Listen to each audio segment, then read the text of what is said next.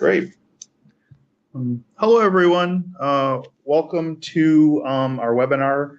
Today, we're going to be talking about streaming ingestion made simple, how to build an icehouse with Kafka, Iceberg, and Trino. I'm Matt Fuller, co-founder and VP of product here at Starburst, and I'm with... I'm Eric. I'm a distinguished engineer here at Starburst and also one of the co-creators of Presto and Trino. So what we're going to talk about today is streaming ingestion, as I mentioned, into Iceberg using Trino. First, I want to give a bit of background about Icehouse and kind of why you would do streaming ingestion. And so to start, I want to talk about what is an icehouse. You can think of an icehouse as a SQL lakehouse architecture, providing teams with a familiar warehouse-like experience, but on a truly open foundation based on Trino and Iceberg, using Trino as the SQL-based engine and Iceberg as the open storage format. And so why an icehouse? So for one, it's compatible from the start. In fact, Apache Iceberg was designed for Trino. And in fact, the first queries run on Iceberg were executed with Trino. So they've worked together very well for a long while. It's also proven at big data scale. So leading technology companies such as Netflix, Apple, Pinterest, Stripe, and many others leverage this icehouse architecture, the architecture using Trino and Iceberg together to scale to petabytes of data at a very cost-efficient way. It's also SQL-based. So much like a traditional relational database or warehouse, it runs SQL. You don't have to learn a new language, new skill set. Analysts who are familiar with SQL can use it just like any other database. And it's open at every layer, in particular Trino as the open query engine. It runs standard SQL and is an open source query engine along with Apache Iceberg, which is also an open source and open table format. So you could actually use Iceberg with other engines if you want. So this allows for optionality at every level. So I talked about the foundation for an icehouse, that is Trino and Iceberg, but there are other aspects that are required to build kind of that end-to-end warehouse-like experience. And it's really four capabilities that must exist to give you that end-to-end. One is data ingestion, how the data lands in the icehouse. That could come from Kafka, which we're going to speak about, but also could be files on S3, for example, say you CSV or Parquet files, landing those into Iceberg tables. The next would be data governance, how data is accessed and secured once in the lakehouse, providing access control or tracking lineage or observability and quality and so on. Next is data management. Now, in traditional relational database systems and warehouses, you don't ever really have to worry about this. Those systems automatically are managing the files. On traditional or legacy lakes, you had to do a lot of this management yourself. So you really shouldn't need to do that for an icehouse, and that is why data management is on here as well, and we'll talk more about that in just a bit. And then last, automatic capacity management. Because of the separation of storage and compute, so data residing in the Iceberg table format on an object storage such as S3 can scale independently from the compute running Trino. And so the ability to scale up and down compute where Trino is running to match the demand of the queries is also very important. Today for this session, we're going to focus on the data ingestion piece of this architecting an icehouse. And we will touch on data management a little bit as well.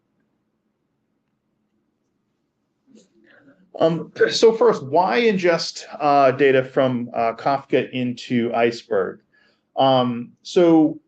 This is very useful for when data is kind of born in an application or born somewhere where the data needs to land somewhere to be accessed. So for example, say um, uh, web click data to do analytics, or crash logs from an application, or let's just say it's IoT data from an oil rig, or security events from devices, so you can do threat detection. These are all just being created in the air, and they need to land somewhere. So a very common technique is to put these type of event data onto a Kafka topic for consumption downstream. Often putting it into a system or wanting to land it into a lake for further analysis. And there are ways to do this today, and many companies do this. However, it's very complex and very costly, and requires cobbling together many tools. So in this illustrative example, we have data in Kafka, and you might be using Flink for processing within Kafka, which is great. But you then may want to land it onto S3, or you may be using Kafka Connect to do the same thing, but you're landing the data in raw, say it's in JSON format. And then you need to do some processing to then take that and put it into Iceberg tables. You're going to have to catalog it. And this needs to be built and stitched together. You may be using tools like Airflow or Python or Bash or cron. You're also responsible for the operational scale and complexity in running this. You need to make sure that you're not missing any messages from Kafka. You need to make sure that you're not duplicating any messages from Kafka. You need to worry about error handling. There's a lot of things you have to build around this that makes it very, very complicated. And so from talking to our customers over the last several years, we invested and built an ingestion system into Iceberg to make it simple. Now, this is a service offered by Starburst, where you can connect into a Kafka topic, and that's all you have to do, and we take care of the rest. So we handle the exactly one semantics, making sure you're not missing a message or duplicating. We're handling reporting on errors. We're doing all kind of the management and the scale required to land the data into Iceberg. Not only that, we're also doing the data maintenance. I'll talk about that more on the next slide as well.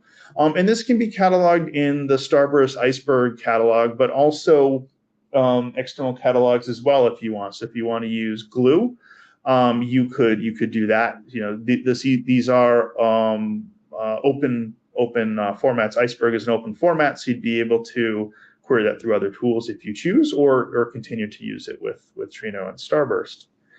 And when I mentioned data maintenance, these are the types of capabilities that we provide in our service. Data compaction.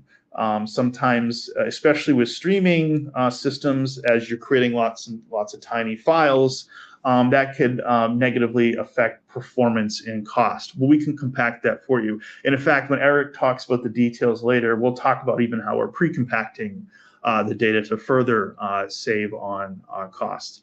Also, manifest compaction. There are metadata files associated with the Iceberg data files, and these can become a management headache. Well, we can compact those for you as well.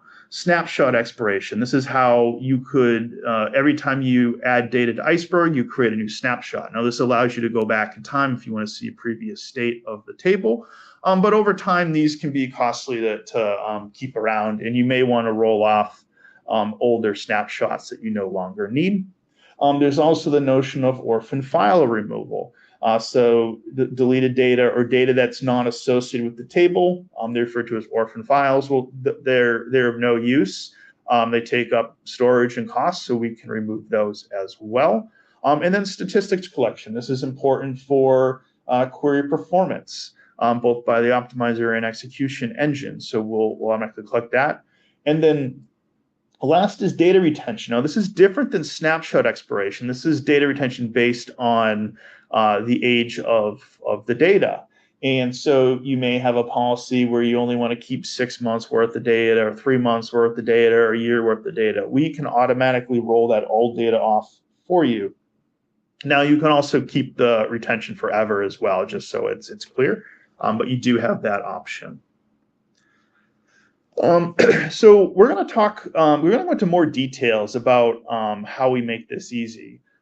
Eric's going to talk about the massive scale that we've built this for, and why and how it's unique from any other solution you could be using on the market, whether building yourself or cobbling together different tools. And then after that, we'll talk about our leading price performance and how this compares to other solutions that you could look at. And then finally, I'll do a demo to show how easy it is to use. And this will be a live demo. This is not pre-recorded, so look forward to that. So I'm going to hand over to Eric to talk about massive scale. All right, so let's take a look at how this technology can scale, which I know is on the top of mind for a lot of folks here. First of all, I think it's good to clarify that there are several types of scale to think about in this space. For most people, when I say scale, they're probably thinking of data scale, and that's really the volume of data that you can ingest. And as we think as your data increases, then your data scale subsequently also is increasing by that metric. And we want it to work in a way that is both performant and efficient as that number goes up. The other thing that people often don't consider, but is also super relevant, is something called operational scale. And that's really the amount of effort that the humans involved have to spend to make sure the system is running well as the data scale is increasing, as well as the complexity of the deployment increases. So you can imagine that there's also a cost here that you have to factor in. And both of these are things that you have to factor in when you think about how willing you are to operate larger and larger deployments.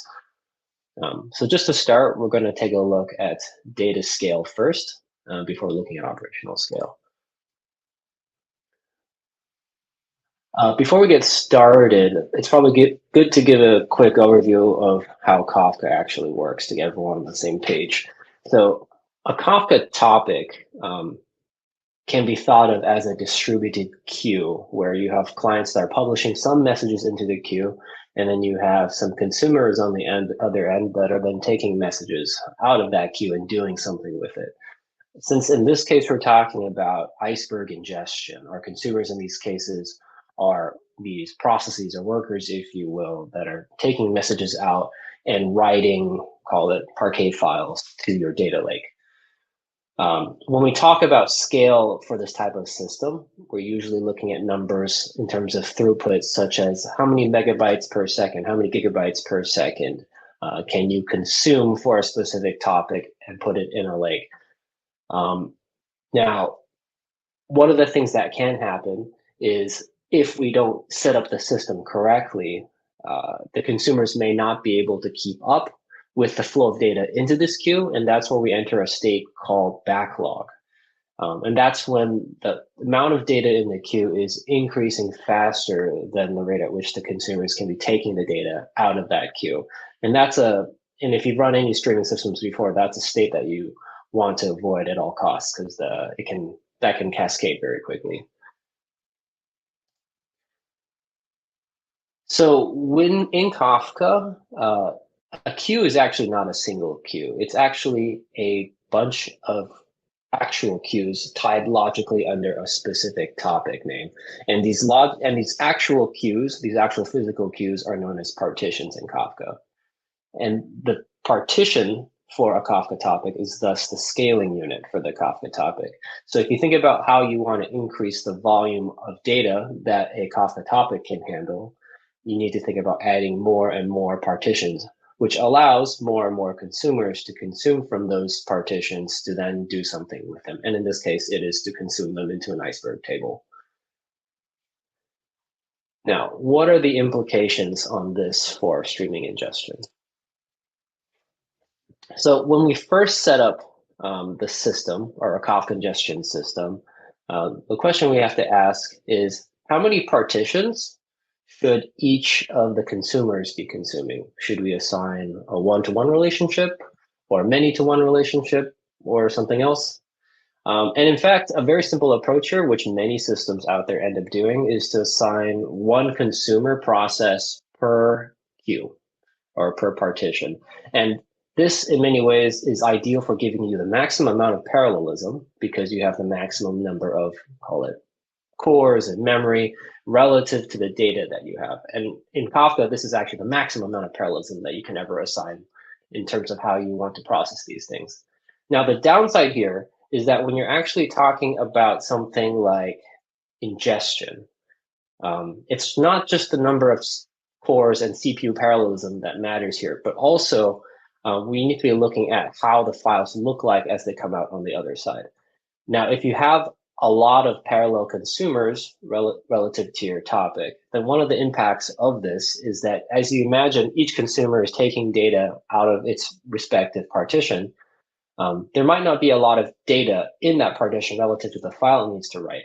And since we're talking about a streaming system where you have to flush at some kind of regular cadence, it could be that you end up, actually, in very many cases, it ends up where you're writing many, many small files.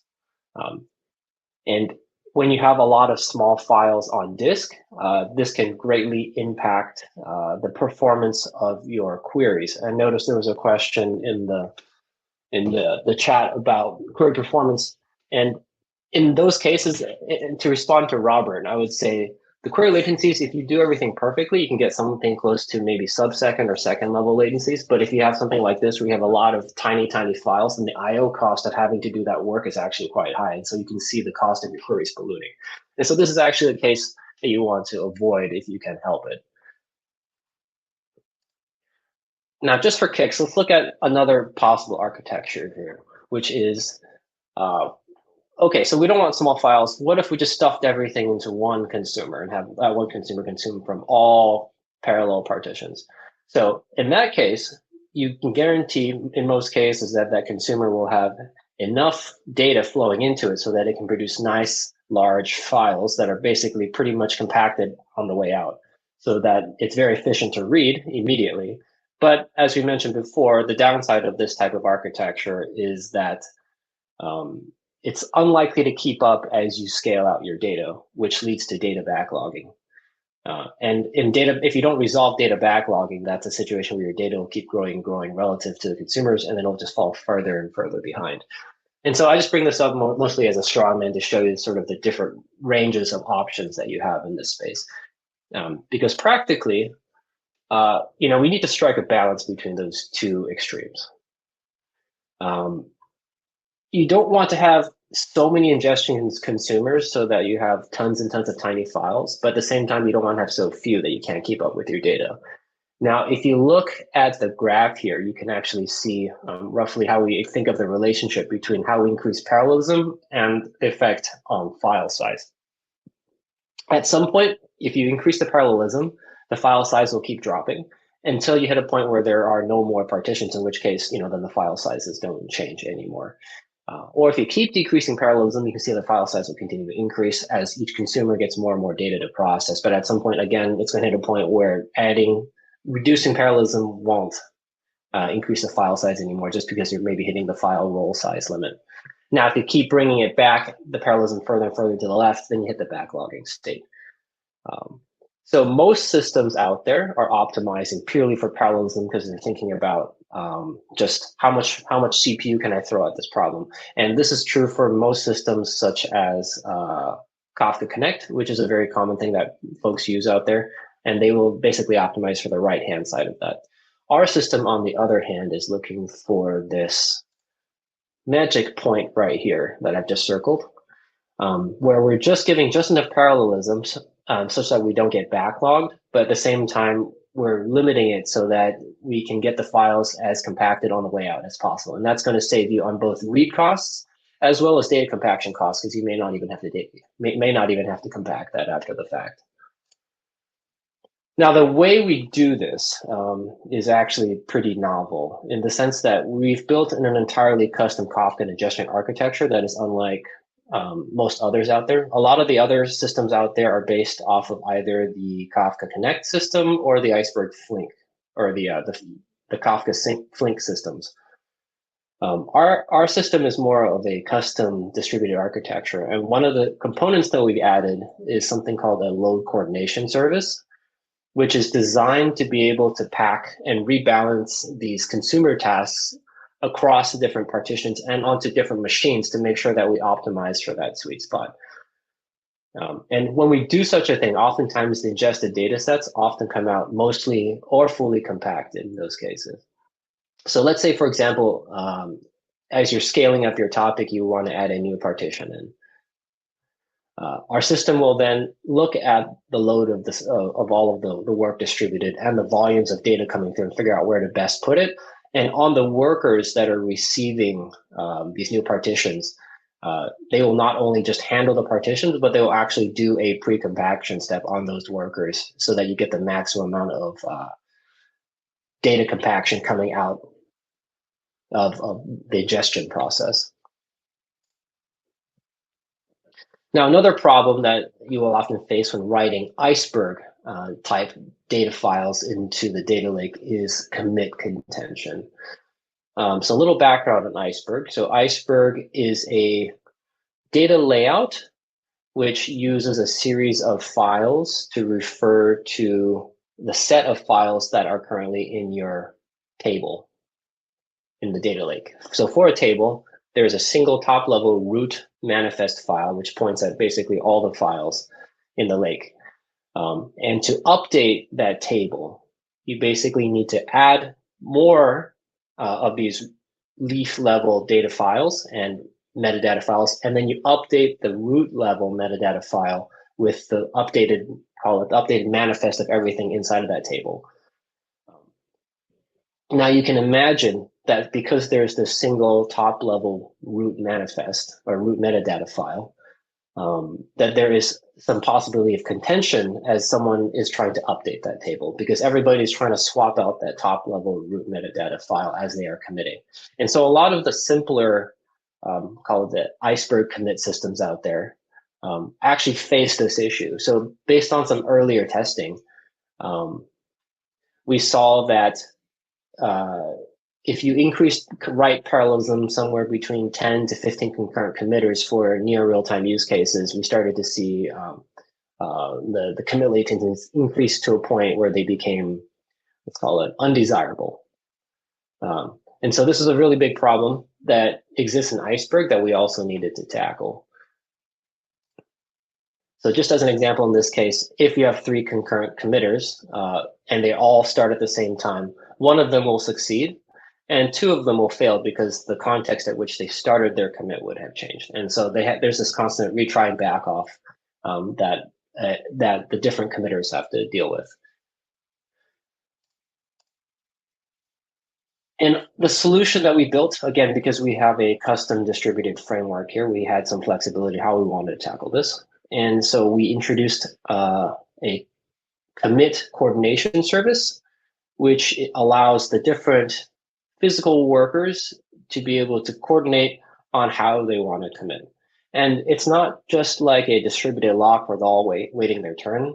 The commit coordination service is actually Iceberg aware in the sense that it's able to look at the payloads coming through, figure out how to best pack them together, and even often merge them into the same commit stream, and then basically allow them to commit in both pre-merged, in a pre-merged fashion without any contention. So this allows us to scale our system dramatically relative to what some of the other systems out there can do.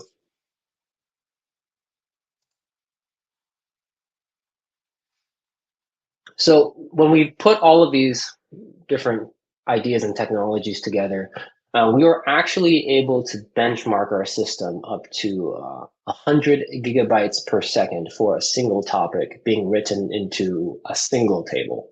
So a lot of streaming ingestion systems out there will quote very large numbers that they can scale to, and they will quote these numbers in aggregate and be like, our system is handling terabytes per second in aggregate. But what I'm quoting here is actually 100 gigabytes per second for a single data stream being written into a single table, which is quite awesome. And the only reason we got up to this number and not beyond it is mainly because we ran out of budget for this test. So like this is not actually the upper bound, it's just what we tested it up to. And just for reference, this is about 1 petabyte every 3 hours. So just to put things in perspective. Up to, this is what we've tested it up to. All right, so I said there's different types of scale out there. Let's switch tracks a little bit, maybe look at the operational scale and see some of the tools that we've added that factor in some of the common problems that we know occur as people try to deploy these types of systems. And we've really gone out of our way to make sure that these types of problems have some easy and well-defined way of handling them. Now, after you've set up a Kafka architecture, one thing that you might notice is that invariably, sometimes a few bad messages make their way into your Kafka topic. And you can imagine this might happen if a developer, for example, accidentally fires off some test messages into your production system by a misconfiguration, or maybe you have an old web server binary that accidentally got turned up, which is using an incompatible message format. And in doing so, now you have a couple bad messages that have entered your queue. So in Kafka, there really isn't an easy way to purge data from your Kafka queue. And I would actually go so far as to say there isn't a way to purge data from your Kafka queue. So if it's in the queue, it's just there. And it's up to the consumers then to deal with how to deal with messages like that. Now, in a lot of common systems out there, such as in Iceberg Kafka Connect or Iceberg Flink, the common strategy is the simple one, which is to, once you see a message that you don't know how to process, it's just to fail in a crash loop, spewing out a bunch of error logs, and then the pipeline then halts. And in that case, you can imagine how a single bad message can cause entire downstream pipeline delays for your entire ETL pipeline. And as an administrator, you're thinking, how do I deal with this? Well, in those types of systems, you would have to crack open, let's call it the logs, figure out what happened, looking at the internals of the software, and then maybe try to do something with some checkpoint manipulation to try to get it to move past a certain point, as well as updating your data lake to try to ignore anything that might have happened that you didn't want to be in there. Now, the system that we've added here handles this as a first class type of issue. And what we've added is a transactional dead lettering system. So what it does is that any messages that fail to be processed somehow, whether it's like the wrong formats or maybe the schema doesn't look right, these messages get shunted away into a secondary table called our dead letter or errors table. And they get stored there while every other message gets passed on to the normal output for the table. Now, this is not a novel idea in and of itself, but what is novel here is that our system is designed to be fully transactional on these two fronts, which means the dead letter table and your output table are kept fully in sync, which means if a record goes into your output table, it will not be in your dead letter table. And if it's in your dead letter table, it will not be in the output table. We guarantee that there are no loss between these two tables and there will be no dupes.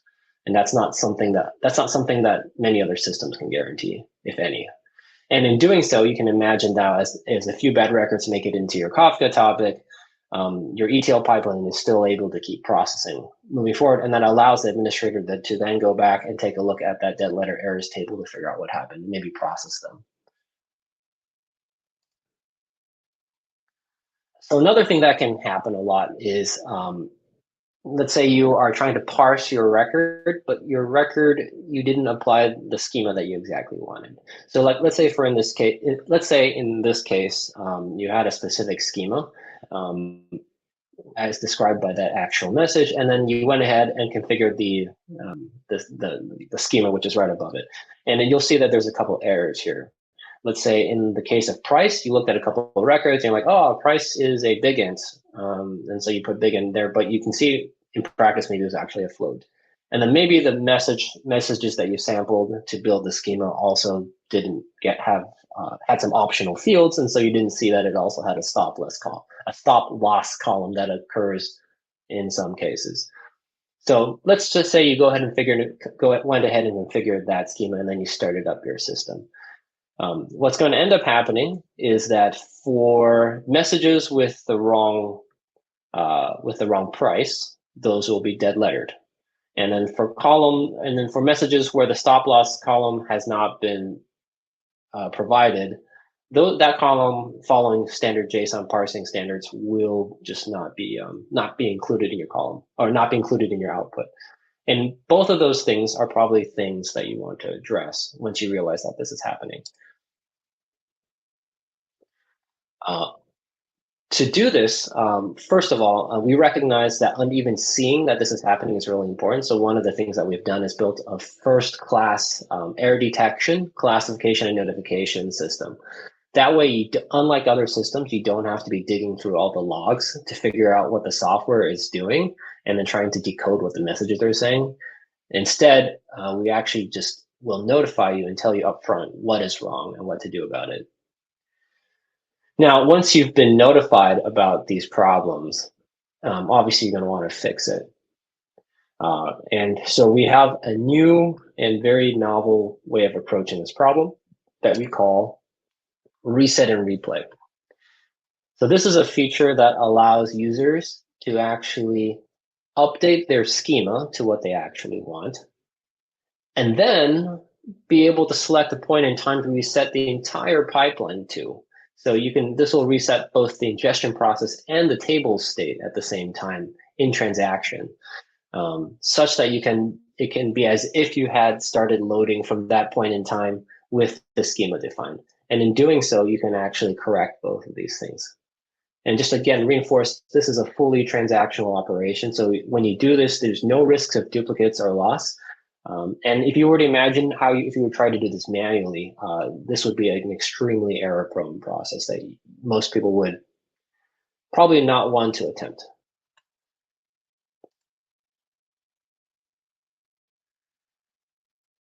And yet another common type of problem that you will often observe with these types of real-time streaming systems is when the load is not exactly what you think it is. So oftentimes when you provision your streaming ingestion or any streaming system, what you're doing is you're looking at your typical load throughout the days and weeks and then provisioning some buffer on top of that in terms of your overall capacity.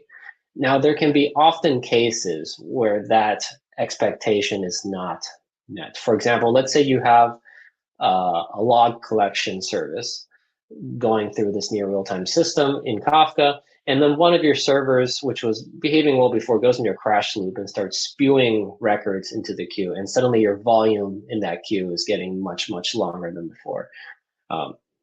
Now, you can go ahead and fix that server so that temporary load spike is gone, but now what's happened is your queue has a tremendous amount of data in it. And if this is exceeding your ability to consume it, we're going to be in that backlog state that we wanted to avoid.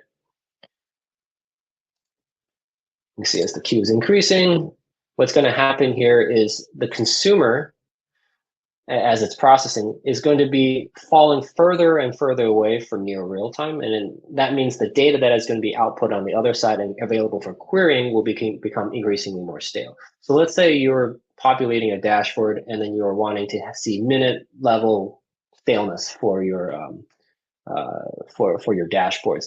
Now, in these types of incidents, because your consumers are no longer keeping up relative to how much you've provisioned for your queue, meaning you don't have enough partitions, your dashboard will show data that's increasingly older and older and older and less relevant. And so that can be often a problem for these near real-time systems. So recognizing that data freshness is often prioritized over stale data, the Starburst streaming ingestion solution has an upcoming feature called backfill with recency bias, which basically allows users to prioritize the loading of the most recent data over the older data.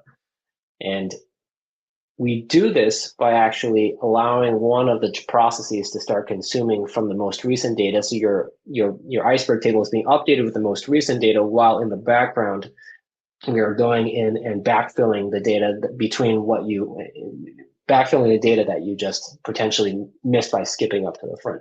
And in this case, you can actually get the best of both worlds in the sense that your backfill is getting caught up, but your dashboards will at least start to show the most recent data to your downstream systems. And this is an option that you can opt into if this were ever to occur. So just to kind of recap for a bit, we took a look at this holistically and how to build for scale when we started looking at the streaming ingestion platform for Starburst, and we really built for that from the ground up. And that allows us to hit these really high data volumes using these types of novel techniques.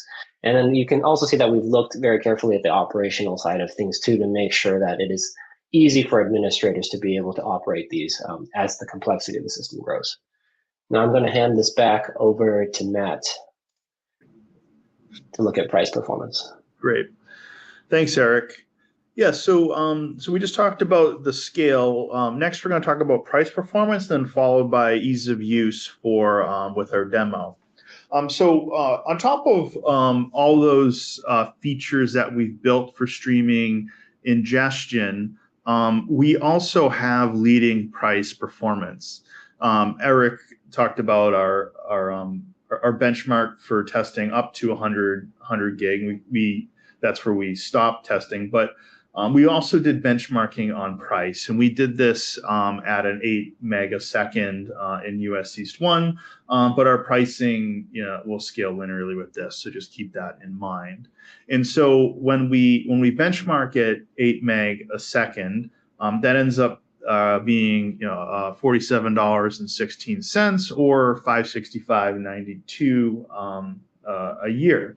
Now, when we compare to different vendors and solutions that you may consider, some of them might be Kafka Connect or Flink based. We did a benchmark study on these. So for one of them, compared to our $47.16, the next closest one is $79.20, followed by $224.01, followed by $531.23. So the thing we want to highlight here is on top of the features Eric went through in terms of scale and both on data scale and operational scale, we can offer all those capabilities at a very competitive price as well. So that's one thing we wanted to highlight here. Next, I'll go into the product demonstration, and there we go. Just 1 second while I share my screen. Make sure that's shared. There we go. Okay. So what I'm showing here is, so we're in Starburst Galaxy, and I'm going to be demonstrating how to query from tables that are being ingested to, how to set up the ingestion, and a few other features as well. To save or to maximize our time, and maybe doing multiple things at once. So it's kind of like one of those movies with a parallel plot line, but I'll try to be explicit what I'm doing. So to start, I have these tables set up already, and I will show how to set them up. But what I want to show here is how data is continuously landing into these tables. So we have a table called stock trades and a table called page views. So let's run a count query on stock trades, and I'm just going to copy this count over here so we have it for reference. So that looks like it's about 1.2 million rows. I'm going to do the same for our page views table. Now, these are demo topics. The names kind of imply what they might be. So stock trades is demo data for stock tick data, and page views you can think of as like clicks on a website. Now, if we look at the tables themselves, you'll see that in the stock trades, there's the symbol, the price, the account, the user ID, and so on. And then in page views, it's a oops, wrong one, simpler schema here, where it's just the time and user ID. I also want to highlight there's nothing in these tables, but Eric did talk about an errors table earlier. So every table has a parallel table associated with it called with the $ errors after. If I did have this set up and there's bad data on there, it would be showing up in here. But in this particular setup, there is nothing. Now let's see if I run these queries again. We should see, yep. So we'll see that while I was talking, let me just put this here so it's easier to see. We can see that a few like 100 rows ish was entered into the system, and if I run this again, maybe we'll see the same here. Yep. So we're loading, new data is coming in about every minute that we're continuously loading in here. So I just want to show how to query it. Very simple. Query is always being, data is always being loaded into these tables. But next I want to show how easy it is to set these up. So I'm going to go to data ingest here in our product. And here you can see that I've already set up a connection. We happen to be using Confluent. But you could use open source Kafka as well as Amazon MSK. And you can see those tables I was querying, we refer to them as live tables because data is being continuously loaded into them. This is where the page views and stock trades tables were set up. Now I want to show in just about a minute, we can set up one of these. So typically setting up, one of these, kind of processes could take weeks to even months. I'm going to be doing it in about a minute. So what I'm going to do here is what I do is I specified my connection. I'll show how to set that up momentarily. And then I'm going to choose the catalog. So I have this pre-configured to load data to S3, and the catalog is called Icehouse 2 because I already had an Icehouse 1. My schema is called streams. And then let's look in here. So these are all the topics that are available in our demo Confluent environment. I'm going to do stock trades again, but since I already have a stock trades table, I'll just call this stock trades 2. And we'll test connection. But first I want to show the other features we have as well. So I mentioned data retention earlier. You can choose the retention policy. I'm just going to choose retain forever. You can also choose different throughput. So from 1 meg to 16 meg. Now you may be wondering, wait, we talked about being able to scale up to 100 gigasecond.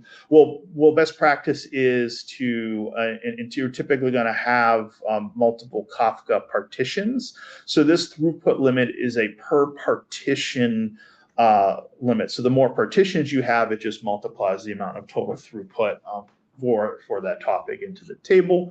You also can choose the error handling policy. So with continue, if there are parse failures, it's going to go to the errors table. We're going to continue to ingest. Although you may have a preference that you want to actually pause the ingestion and notify and be notified through our notification framework. So you could choose that if you want. And then also you can start from the latest message. So this means any existing message on Kafka, you will not see. Only the latest messages that come in after setting this up will be ingested, or we could go back to the earliest one. I'm going to choose that just because we don't have to wait around for a lot of data to be added. We'll just backfill. I'm going to click test connection. So the next thing I want to do is, because this is JSON data, so this is an example message on the topic, we automatically infer a schema here, and we map it to columns, and you can see a table sample here, what it looks like. It's generally pretty good. Now you may want to make changes because you may have some domain knowledge or preference.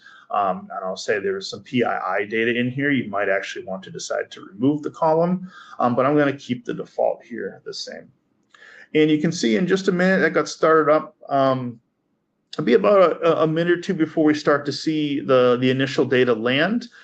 So in the meantime, while that's getting started, I just want to show how you could create a new connection very easily. When I went to set up this table, I was using this existing Confluent connection. But what I'm going to do is just show how easy it is to connect to a new source. So we have Apache Kafka, Confluent Cloud, Amazon MSK, and I'll talk about this in just a moment. We're expanding beyond streaming systems, so being able to load from files that are on S3. I'm going to choose Confluent Cloud because that's what I have set up for the demo. And then I'm just going to call this demo Confluent. And then I need to go to my cheat sheet here and copy over the right stuff. So that is the broker information. And I'm going to copy over some keys. Now, depending on your system, so with Confluent, you may be using the API key, API secret. If you're using MSK, you may be using a cross-account role. So I'm going to click Save New Source. And that's really all you have to do. Now we have another one here. So if you had another Kafka environment, you could set it up that way. And then if you want to create a new live table, that is now here for being able to create a new live table and the columns, the topics that are in there. But I'm not going to set up a new live table from this because I already did it from here. I just wanted to show how you can create the initial source, and you can create any number of live tables from that. And you're typically doing one table for every topic you want to land.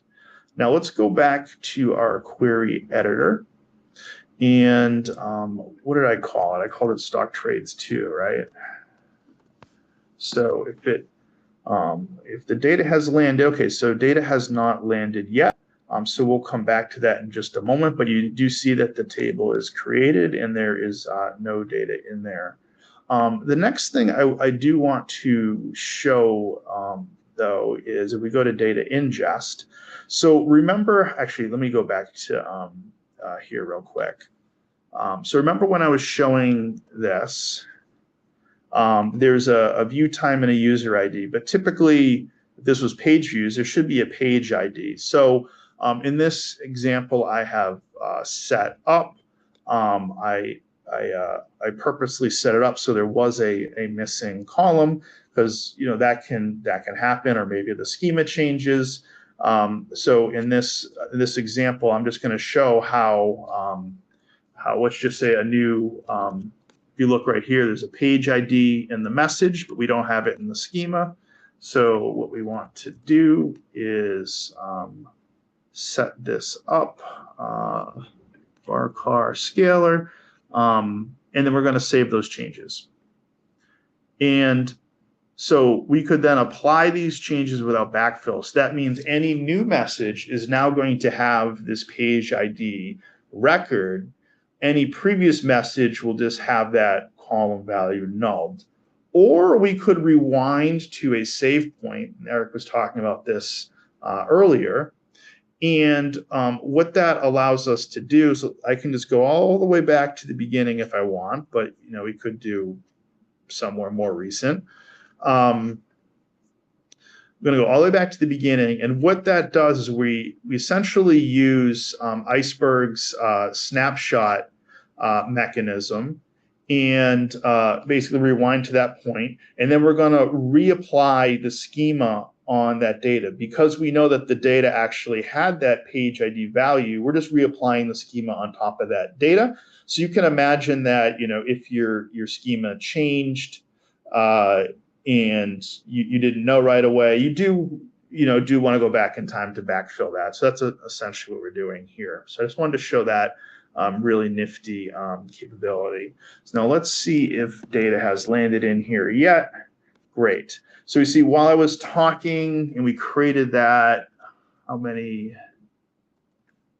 Looks like that is 1.2 million rows. So in just a few minutes we loaded that right away. Now this will continuously run as well.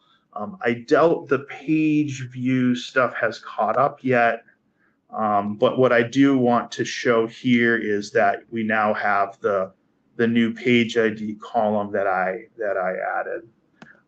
So in the interest of time, it may take another minute or two to catch up, but for interest of time, you can trust me that will get backfilled. So let me go back to the slides here.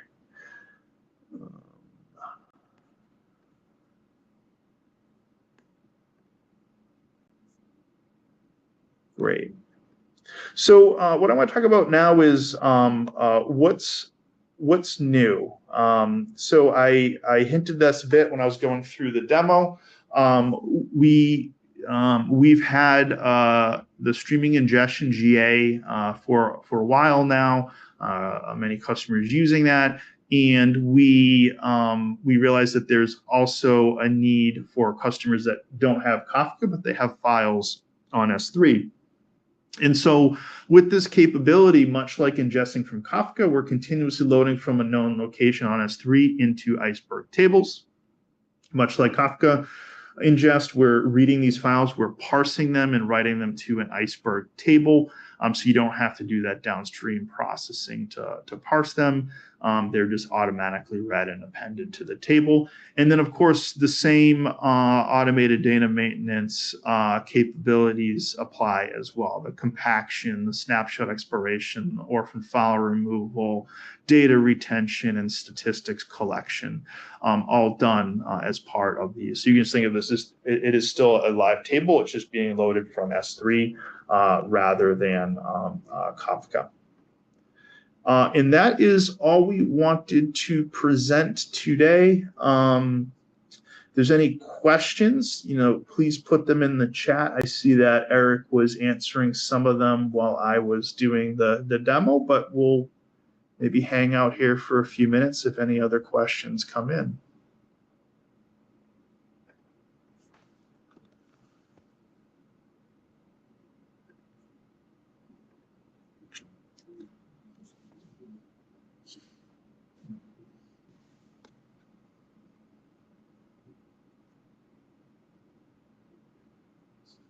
I wish I had some good jokes to tell, but well, please ask if you have anything. Otherwise,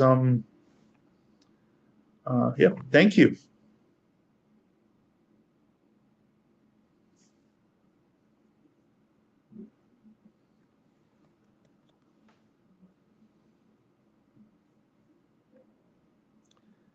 Actually, what I can, well, if we have a minute, I'll go back to what I was sharing earlier because the page view stuff backfilled. So we run this again. Remember how we added the page ID column? This is now backfilled. So with just a few simple clicks, we've completely backfilled over 1.2 million rows of data to include that page ID column. So it's another nifty feature we have that just really makes it simple to do ingestion. So just wanted to show that.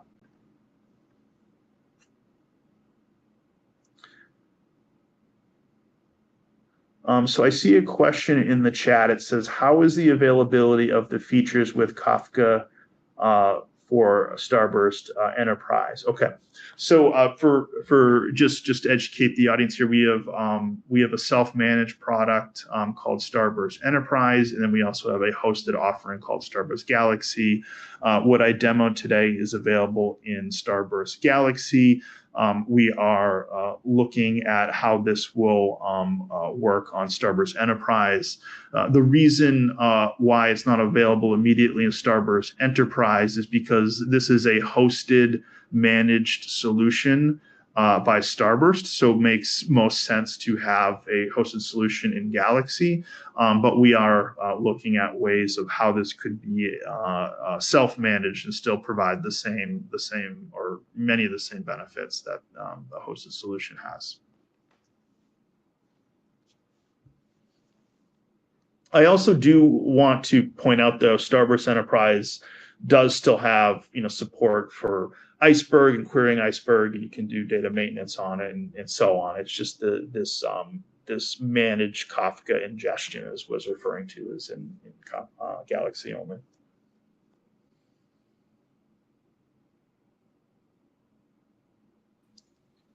Just want to hop in here, and I noticed there's a few questions about performance in the chat. And a really big part of performance on Iceberg is that data maintenance. I think Matt kind of went over some of the data maintenance operations that our system supports out of the box. And it's really important that those are running and regularly operating so that the data is efficient to be queried. So like if you're looking at very good performance in your Iceberg, you have to make sure that that attribute of your Iceberg data lake is being watched. Yeah, and also to point out, yes, the system that we have here does in fact do all of those things for you. But if you were to run it yourself, that's something that you might have to schedule yourself on your own compute clusters.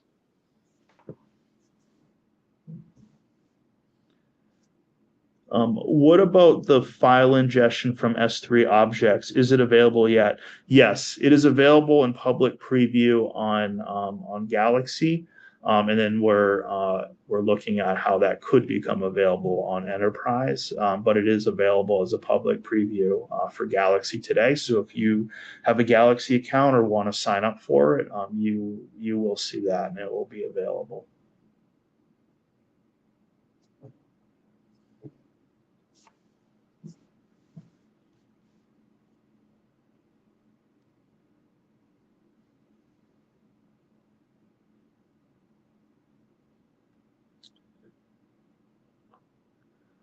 Okay, it looks like the questions are slowing down, so I think we can say goodbye and thanks for coming to our session today. You know, certainly if you have any questions, you can reach out to us here at Starburst. You know, happy to chat more, give a demo to any of you that are interested in answering any questions. Thank you. Thanks. Oh, one more question. Yeah, but I don't. Is schema registry? Oh, okay. Thank you. Yeah, so the question is, Eric, are we using Kafka schema registry?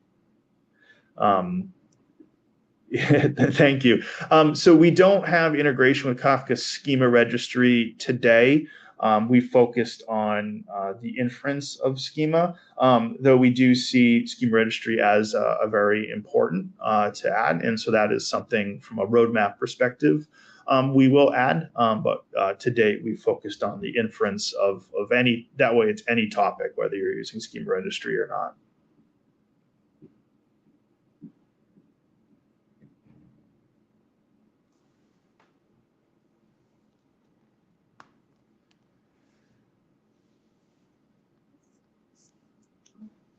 Okay.